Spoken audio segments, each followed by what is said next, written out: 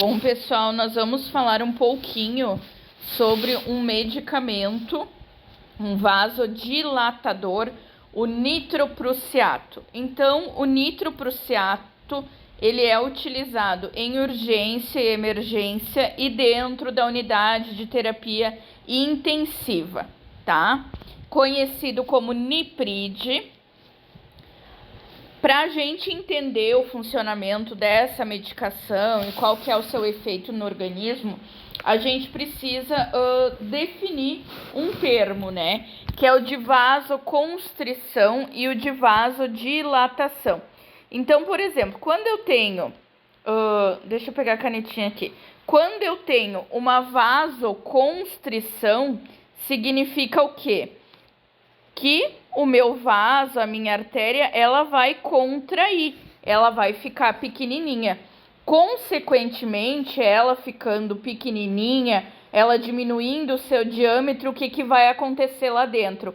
A pressão sanguínea que estava antes, aqui dentro a gente tinha uma quantidade enorme de sangue e estava dilatado, o diâmetro estava normal. E esse mesmo sangue teve que se enfiar aqui dentro, através da vasoconstrição. Então, o que vai acontecer ali dentro? A pressão arterial vai aumentar, tá? Enquanto na vasodilatação, se eu tenho aqui, por exemplo, sangue aqui dentro e aumenta de tamanho o meu vaso dilata, a pressão diminui.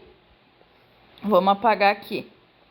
Então, na vasoconstrição, isso é importante de vocês estarem anotando no caderno, a pressão arterial ela aumenta e na vasodilatação a pressão arterial diminui, tá?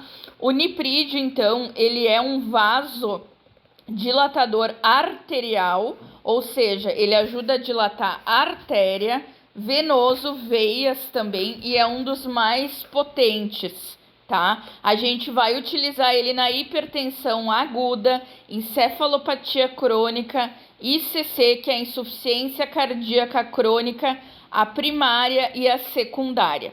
Alguns cuidados que eu devo ter com o Nipride, tá? A gente deve instalar ele em bomba de infusão, conforme orientação médica.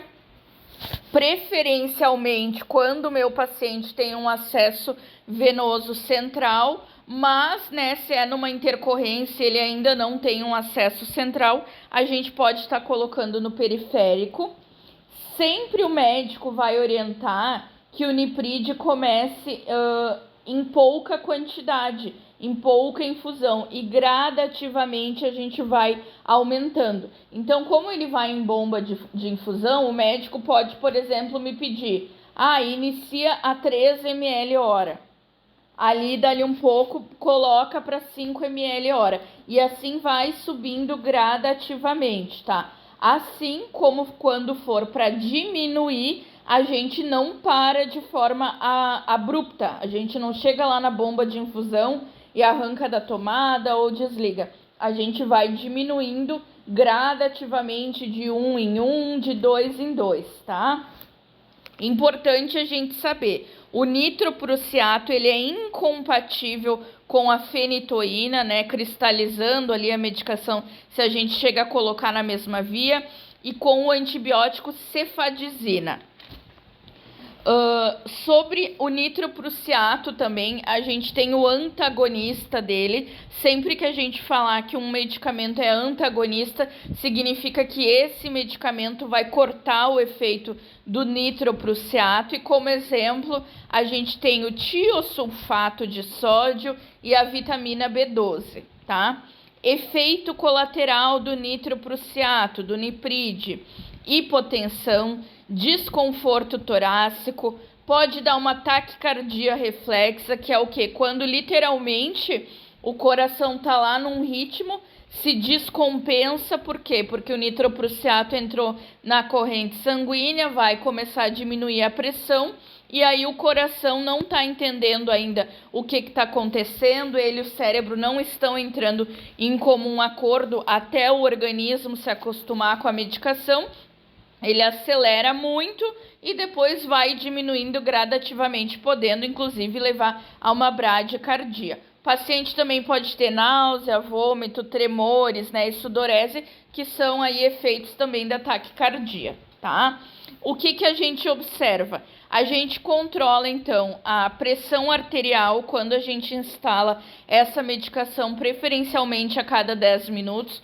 Como eu disse, é um paciente que vai estar na UTI, então UTI é cuidados intensivos. Então, o técnico que está com esse paciente tem que controlar a PA de 10 em 10 minutos, tá? Depois, conforme o paciente vai estabilizando, se utiliza de outro protocolo, de 20 em 20 minutos, 30 em 30 minutos, né? Pode ser utilizado ali em pacientes pós-cardíaca também.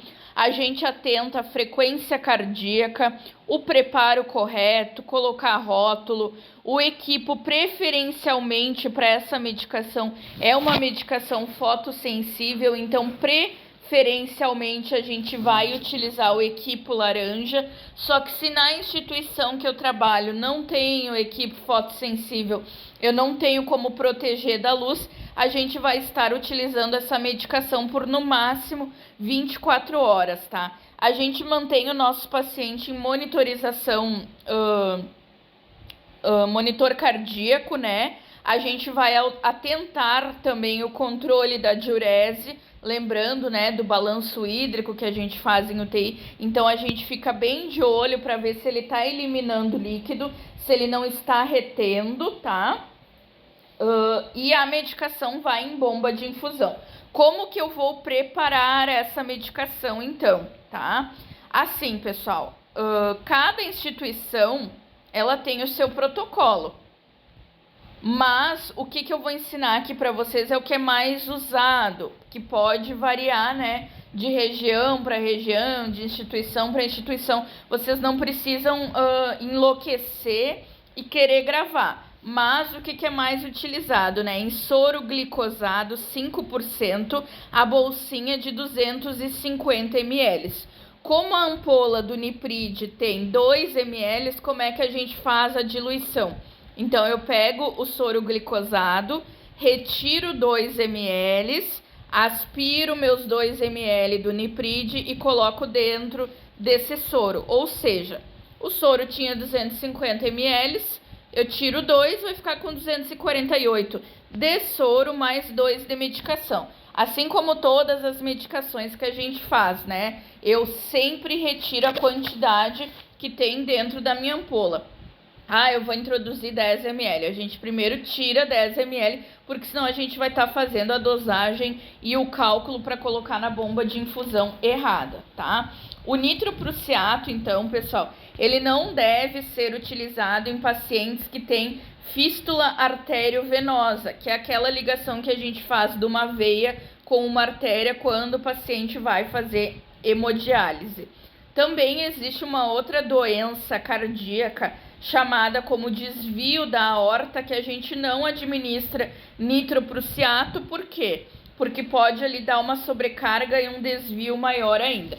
Por isso a importância, né, de sempre quando um paciente interna ali no âmbito hospitalar, de ser feito a anamnese total desse paciente, né? Tudo que ele já fez de cirurgia na vida, do enfermeiro estar atento, de dizer qualquer tipo de cirurgia, de procedimento, de realmente fazer o acolhimento inicial completo para não dar problema. Porque se o paciente chega a esquecer de comentar que ele tem um desvio de aorta, e aí tá lá dentro da UTI, o médico prescreve Niprid para colocar em bomba e você começa a fazer, pode dar um problema bem maior aí com esse paciente, tá?